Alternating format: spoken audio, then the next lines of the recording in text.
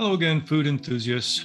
My name is Chris Ruchkowski, your host again today for the FutureFoodCast, where we talk to thought leaders in today's food industry and discuss the trends and technologies that will shape the future of food. Very excited today to be speaking with Amalia Moreno Damgaard, founder, CEO, chef entrepreneur, and award-winning author, leading the business Amalia Latin Gourmet. Welcome to the program today. Thank you, Chris. Thank you for having me. Excellent. Well, you've got a wonderful setting there. I was complimenting you and being jealous before we started this recording that you've just got the perfect set for our program. And maybe I need to do the same in my studio here. Well, thank you so much. This is my sanctuary. This is where I spend a lot of time. Excellent. Well, let's talk a little bit about what brought you up to being in this sanctuary and all the work you're doing today. Maybe introduce sort of your background to the audience and how did you start becoming passionate about food, and going back to wherever the beginning of that was up to when you started your current business activities. Yes, I was born and raised in Guatemala City, and at a very early age, my parents got divorced and I ended up living with my maternal grandmother in a remote part of Guatemala in a town called Quesaltepeque in the department of Chiquimula, which is closest to the border with El Salvador. My grandmother was an entrepreneur and also a very good cook. I used to go with her to the markets. I used to help her in the kitchen, and I observed a lot.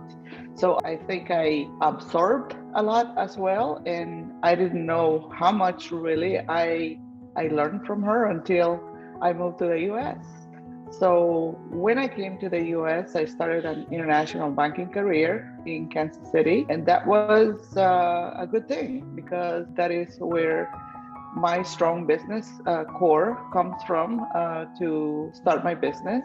During my time in international banking, my first career, I had already developed an affinity and a passion for cooking and learning more about food. So I had this curiosity, I think, all the time since I was very little. But when my son was born, I decided to switch careers, and I started teaching, and then I started forming the idea of having a business. And at that time, I didn't know what exactly I wanted to do. So teaching seemed very natural to me. And when you teach, you are more inclined to do research, because you want to share about your background, you want to share your knowledge, but also you want to stay up to speed with what's going on in the food industry. At that time, I also felt that someday I wanted to write my first book. And when I was done with my first book, I said, well, I still have a lot of material that I want to share, but the book is already 436 pages long. It had taken me 4.5 years about to compile, traveling and doing the research, testing recipes, writing food anecdotes, writing culture, writing about history. And so I said, well, I better save this other material for my next book. And that was a good thing because that gave me time to really reflect and analyze, well, the first book was a very good idea because there wasn't a book like that in the US in English, written from a Guatemalan professional chef from a native perspective, and someone that has lived in the culture and really appreciates it. So this gave me the opportunity to bring Guatemalan cuisine to the forefront and to tell the world in my own words about Guatemalan cuisine. But then as time went on, I said information that I want to share is beyond Guatemalan cuisine. Why? Because we don't live in a vacuum. We are connected in some way to other people and to other cuisines. And the proximity of the Central America region and Mexico gave me the idea that I needed to write again and continue my writing from the first book about Guatemalan cuisine, but this time connected to the region. Why? Because this region called Mesoamerica has been a very important region, and not much has been written from a food standpoint, food and culture. Lots of research still being done, around archaeology, anthropology, all connected to this field, but not much about how important it is from a food standpoint, because it's a center of agriculture, it's a center of origin, and it's the center where major civilizations once lived, and their descendants are still there today, who practice many of the food traditions and food ways that these early peoples had. But also, there was another opportunity to expand into the Central America region, because there were other tribes, civilizations there, early peoples that also interacted with the major civilizations. And when I say major, I'm talking about the Olmecs, I'm talking about the Aztecs, the Mayas. There were other groups there in the Central America region also that played a role with how the cuisine is there today and why it is the way it is. So these groups traveled north, south, and they exchanged information, they exchanged ingredients, they exchanged ideas, but also along the way, the ideas that were traveling in this area were in the way of recipes, perhaps early recipes. So so this takes me to the connection and the interrelation of all these cultures as to why the cuisines are similar yet distinctive. And that boils down to, the staples of the region being a center of agriculture, corn, beans, and squash. Those are staples in the Native American culture as well. And beyond that, there's tomatoes, there is chilies, there are many other commonalities, but corn is a central part of our culture and our diet. And that is true today into the Latin American region, not necessarily the Mesoamerica region. But using just corn as an example, we can go from country to country, from South Central Mexico, which is part of the Mesoamerica region, to Belize, Guatemala, El Salvador, Honduras, Nicaragua, Costa Rica, and Panama. You're going to find a corn recipe in more than one way, in more than tortillas, in more than tamales, in more than soups, in more than drink. And some of those are similar yet different, because the different cultures that live in these countries have adapted them to what's available locally, to what grows there naturally, locally, and so on.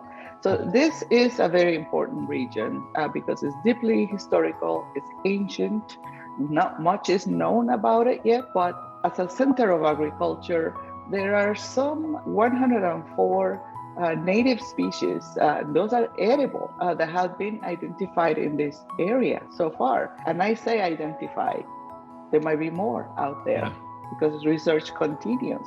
And out of these 104 native species, about 50% of those are in my home country, Guatemala. And Guatemala is a fairly small country in comparison to Mexico, but it is very, very rich in culture, in agriculture, and the core of it is the Mayan civilization. And so this creates wonderful environment for connecting food to culture, history, and vice versa, because they are interrelated. Right. Well, it's a great background, an amazing background, of course. And one of the trends I definitely see that you represent is people with really successful, often global careers that shift into their passion, which is then the food space in all sorts of different ways, of course. So it's excellent to see those business skills brought into the food space. But another thing that seems a little bit special for what you're doing is it's not only the focus on food and bringing new food to a new region, but really bringing the culture with it. And I think those of us that have been fortunate to travel internationally and spend significant time in places where we didn't grow up, really start to deeply understand how intertwined food and culture is. And frankly, it's hard from an American point of view, I think, because a lot of Americans don't get the opportunity to travel outside the US very much.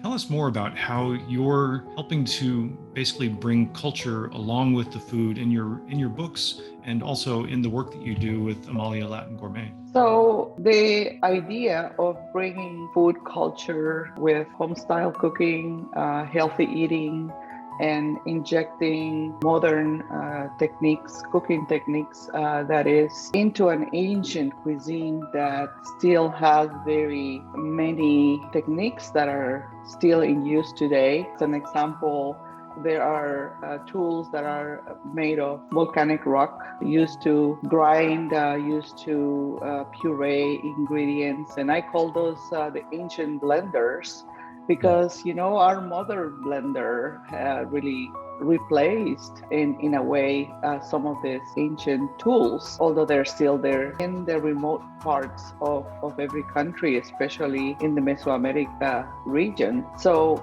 connecting culture to food for me is important because I have to tell you a story every time I prepare a dish. I have to tell you a story every time I demonstrate a dish. Why? Because I think it's important for people to know the origin, but it's important for people also to learn about new ingredients. With immigration, with increase in the Latino demographic here in the US that has been a minority for quite some time and continues to grow. The diversity within the Latino community also continues to grow.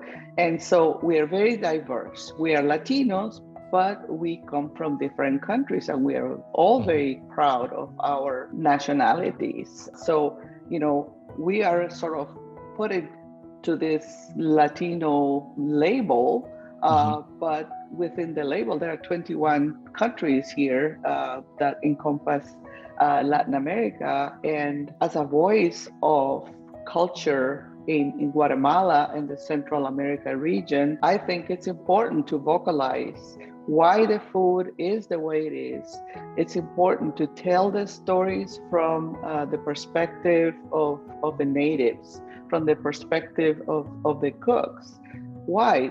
It makes it more interesting for me, and I hope that it makes it more interesting for other people as well.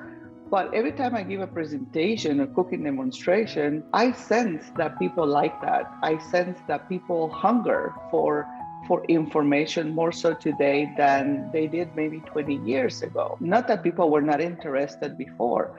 I feel that there's a movement now in terms of interest about other cultures, about diversity, and also about expanding upon our knowledge that there is beyond so many cuisines that have been mainstream here in the US. Oh, there is a bigger world out there. So this is bringing all this interest in more diversity, and with more diversity come new foods and then new ethnicities, right, that are now narrating, they are now sharing more about their foods and their places of origin.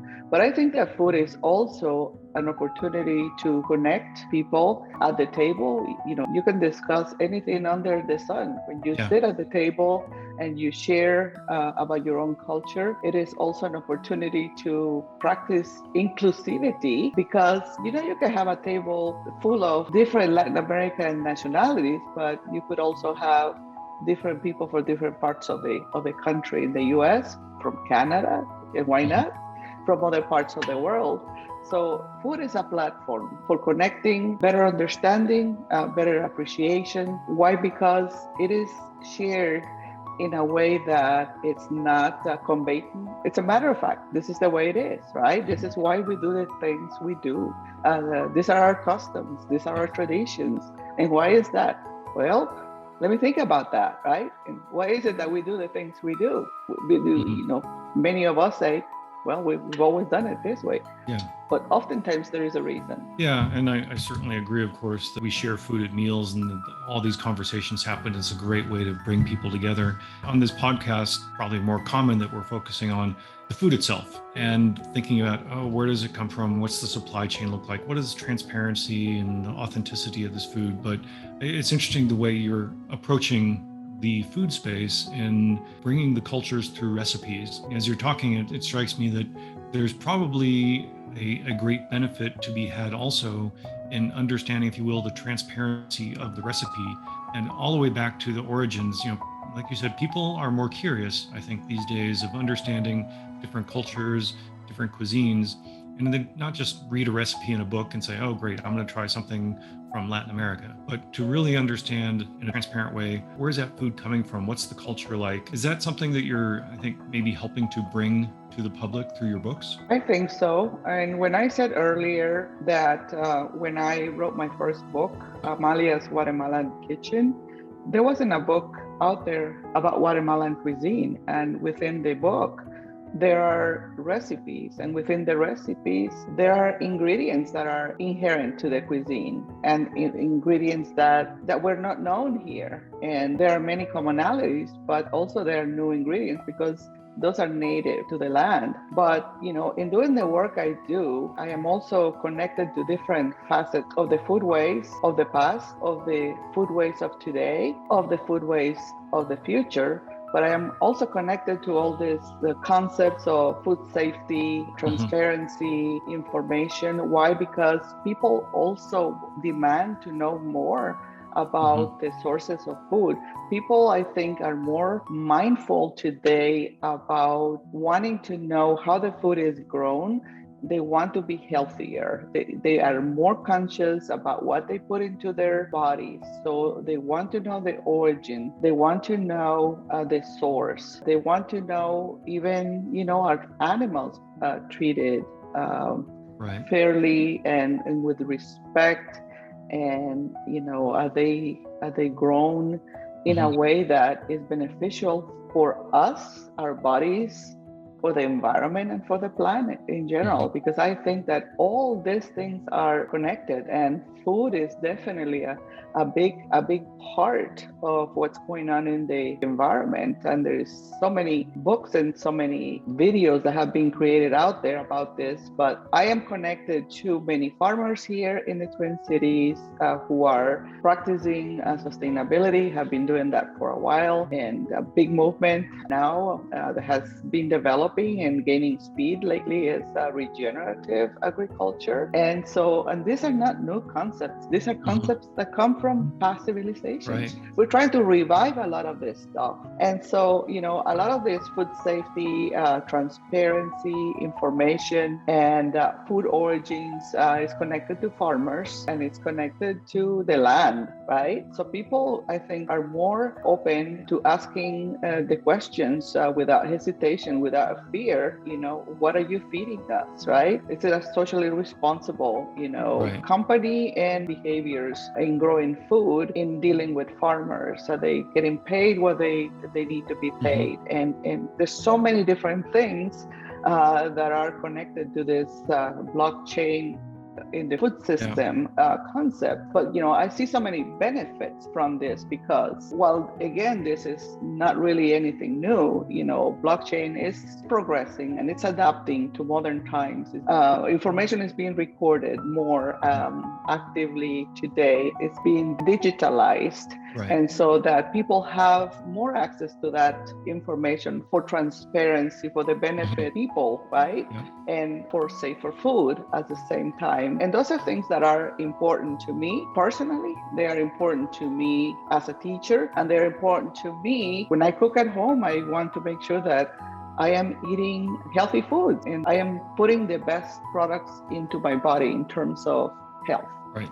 Sustainability means different things to different people, and there's no one opinion that is right or better. Absolutely. But I see this a lot also in the many entrepreneurs we're talking to, and that there's really such a focus on sustainability. But at the same time, I think especially people who are selling food products, the key determining factors on a purchase still come down to taste and cost. But increasingly, anecdotally, through people feeling like there's more focus on purchasing decisions being made on sustainable practices, but also real data that shows that people are moving in that direction. What do you see in the next few years? How much do you think people's impression of sustainability in a food product is going to sway their purchasing decision, whether their view is on sustainability of living wages, organic, regenerative farming, or even packaging waste reduction? How much do you think that's going to play a role in the individual's purchasing decisions? I think that, the younger generations are different from us. and I hear often, I talk to them, and I have a younger son who is part of that generation, and they are more conscious about the environment. I mean, we've always been conscious about the environment, but how much attention did we really pay to the impact of farming and agriculture on the environment? How much attention did we pay to the fact that we're buying a product that is at a good price but it tastes good, and how much do we care beyond that? I think that today there is more consciousness about questioning a little bit more about what that product comes from. As an example, I can pick up a bag of coffee and I can talk about coffee until I'm blue in the face, because coffee is grown in Guatemala and it's grown in other Latin American countries. But what I hear often is that the farmers are growing the coffee. It's back-breaking work, labor, and that they're exporting this coffee, and they're not really benefiting that much from that. So I think that today there's more conscious about, especially here in Minnesota. I think that we have so many nonprofits and we have so many organizations that are socially responsible that are looking at those issues. This is a bag of coffee. By the way, the packaging looks beautiful, very attractive. The coffee tastes delicious because, it came from the best growing regions in the world. But then who grew this coffee? Mm-hmm. And who are these people? And how much do we know about them? Right. What are their conditions? Their socioeconomic conditions. I think those questions are asked more today than in the past. Why? Yeah. Because there's more information out there. You tell someone something and they are not quite sure that they believe you, they'll immediately go to Google. Whether exactly. Google is the best place to go because there's a lot of misinformation there. But what I'm saying is that there is more information available today than there was 10, 15 years, 20 years ago. After all, the internet is a fairly new platform, and before that there was information, but the information now is available at our fingertips. Exactly. So I think all this is driving more consciousness, and of course there's advocacy out there from the groups that I mentioned, nonprofits that are demanding more transparency about how these products are grown. We want to benefit the farmers, because they are the ones really originating and doing a lot of this work. Right. As you're also describing, as technology has evolved, it makes this transparency easier. What might have taken literally months 20 years ago might take literally seconds today. Following your comment on coffee, I actually bought a bag of coffee recently just because it had a QR code on it. It was advertising that I could find out, origins of this, and the blockchain. Yeah, so it did bring some of that. It's at the beginning phases, but with, as you said, using blockchain to help develop trust in the supply chain, allowing people to look back through the supply chain and potentially see who is actually growing this coffee, and then having trust in that. And the trust, frankly, doesn't come from blockchain. The blockchain and the technology is a tool for another word that's very popular these days, authentic entrepreneurs, people that are trusted, that come through in the product.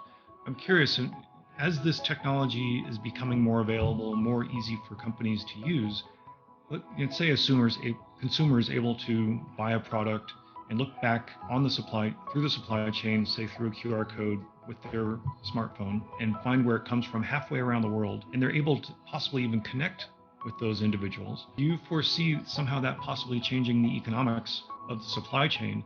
And frankly, it becomes possible for the final consumer to potentially impact the economics of those farmers through all sorts of mechanisms at that point. Do you see that as a possibility that might happen? I sure hope so, because I want those farmers who are doing all the work to benefit more than they are right now. I think that we are still learning about this. I think it's brilliant to have QR codes on products, and QR codes have sort of come back. They're nothing new, but we're finding new ways to use them. But what a great way to use a QR code to give the consumer more information about the traceability of a product. I will certainly expect that this has greater benefit. And I think that when people really truly understand how the product moves, and then if they are comfortable with the origins and the way that the product has moved through the supply chain, are feeling more connected to that, in the way that they feel that if they see that there's something that is not right, they can potentially impact that directly. So that there's different kinds of movements out there, as you know, about food, and I see people being more vocal, more active. So I am hoping that this benefits everyone in terms of making food information more accessible, that enables the consumer to make better decisions about their purchase, but also that allows companies that buy products that are made in other countries more responsible. Mm-hmm. Yeah. I'm curious to dig a little bit more into this topic because you have a particularly, I would say, applicable background and experience set to, I think, give a very expert opinion on this. So you have a background of living in North America, living in the US right now. You grew up in Guatemala, so you go back relatively often, so you understand both ends of potential supply chains, for example, coffee. At the same time, you are a qualified finance expert. You are coming from as an executive, so essentially you understand how money works, and you understand how money works in the US and how it works in Guatemala. Let's say there is a scenario where a consumer can pick up a bag of coffee, they can buy it, but at the same time, maybe they can send $1 to the farmer. Sometimes good intentions go wrong. As the saying goes, all the best efforts, can lead to an unexpected result sometimes. Mm-hmm.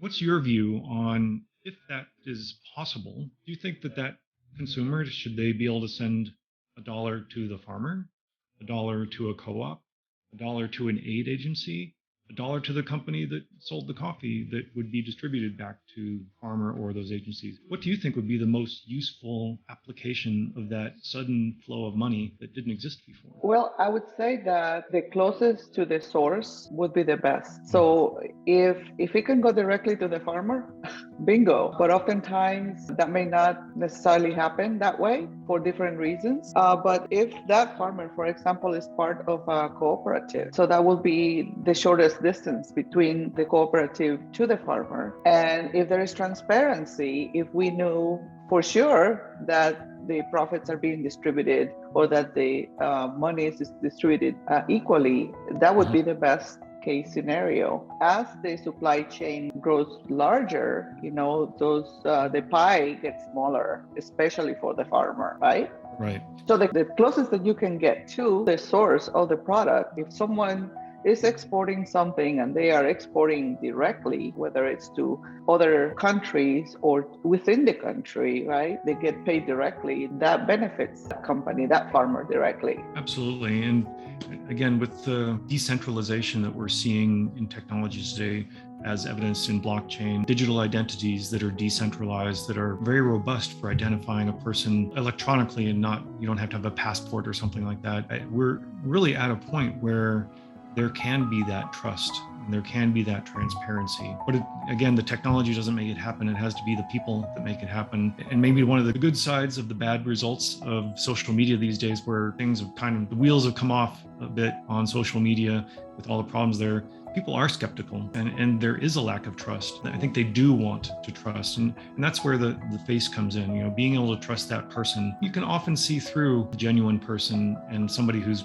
basically just there for marketing purposes. I think that input that you have on getting as close to the producer as possible is very important, but also making sure that it is actually any benefits to the farmers are distributed properly and there's no funny business going on, because that would immediately blow up the whole effort and potentially poison the process for years after that. Yes, and that's why I mentioned if the farmers are associated with a cooperative, for example, full transparency is absolutely needed, right? So those people that are skeptical can feel more comfortable. And I understand the skepticism because there is a lot going on out there that is not right. And so people have very good intentions and people do want to support farmers. It's important to support farmers. But if there is a lack of trust with institutions, organizations that are distributing products, then there's a problem there, right? Yeah. And that needs fixing. Right.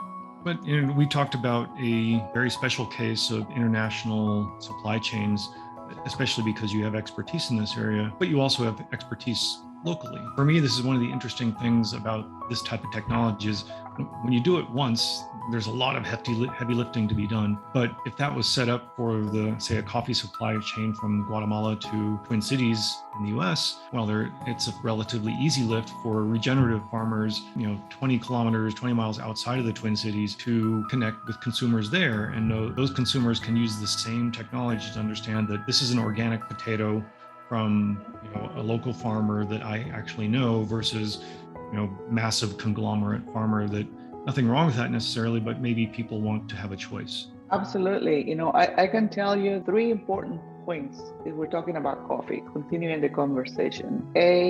My great-grandfather had a coffee plantation. So I have seen firsthand the process of growing coffee. I haven't participated because I was very little at that time, but I talked about observing my grandmother in the kitchen. Mm-hmm. I also observed my great-grandfather in his farm. He had a dairy farm and a coffee plantation farm. And so I saw the process of harvesting coffee, of drying coffee in his backyard and raking the coffee to to remove the fruit, the peel, and then processing it even further to remove the outer skin of the coffee before it gets put into sacks and before it goes to distribution. So the coffee is green at that time. And so I remember grabbing coffee beans from the plant at times because they went from green to deeper green to red. And then I would grab them out of curiosity and put them in my mouth and try to eat it like a fruit. Curiosity, what does this taste like? They were very acidic. And then I discovered that as I bit into it, it had 2 seeds that were joined together, right? And those are the coffee beans. So actually 1 coffee fruit has two pieces to it, right? Yeah. So I remember all those things. I also remember the aroma of the roasting coffee in the town. And then I vividly remember the flavor of good coffee. And that is something that I have in my head, in my heart, in my tongue. And when I'm looking, like anything else, when you taste a good product, a good piece of fruit, that stays in your head as a reference point, right? You judge another piece of fruit that is like that. Is this going to be as good as the one I had? The one that I said, oh, this is really good. So coffee for me, it's that way. So I have a connection to my great-grandfather, but being here in Minnesota, now I have a connection to 2 farmers who are growing coffee in Guatemala. And one of them is actually exporting coffee and connecting with various nonprofits one way. So that's a direct, right? A direct export. And that is really, really good. I want to see more of that happening, right? Yeah. And there is another one actually that lives here and who is from Guatemala as well, and is growing the coffee down there and has been trying to figure out, how do I really grow in this market? Because the US is inundated with coffee houses, with coffee everywhere. And he's trying to figure out how to make a difference. How do I make my coffee stand out? There's no doubt the coffee is of high quality. It comes from Guatemala and it's grown in organic conditions. But I'm seeing more of this movement of farmers trying to really, really jump over distributors because of the transparency, because of the issues of trust and so on. But they want to get the benefit, right? I want them to get the benefit. Yeah, and I think we're on the cusp of that, of these distributed systems being easier to adopt. You don't need a development team of IT experts to do it for you. It's something that can drop in. And in that case, these people, I think, might have a direct path to the US. Right? Who needs all the distribution if maybe you can package up your product on a pallet and put it on a UPS flight, basically coffee outlets in your city. I think that's part of the exciting future that we're looking at.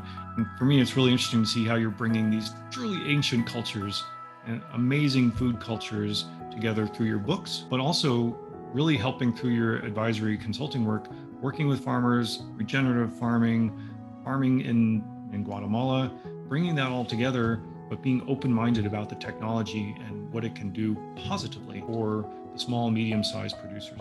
I think that the technology is really important going forward because it's making, I think, our decision making easier because we have access to the information. It's important because it's practical. It's important because no matter where you are in the world, you can access it, right? And it's important because we all want to have better products and healthier products.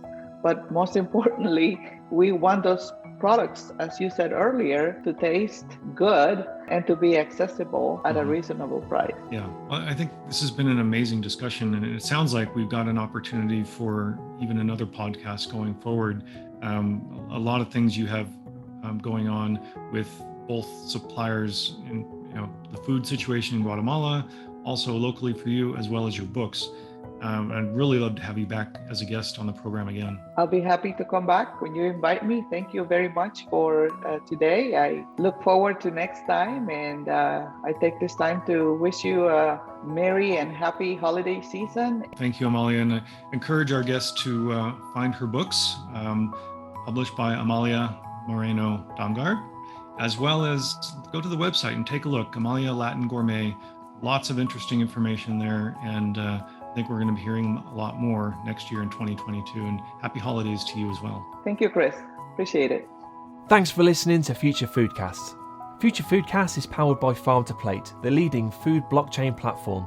Subscribe on YouTube or wherever you listen to podcasts to stay up to date with the very latest innovations in the food industry.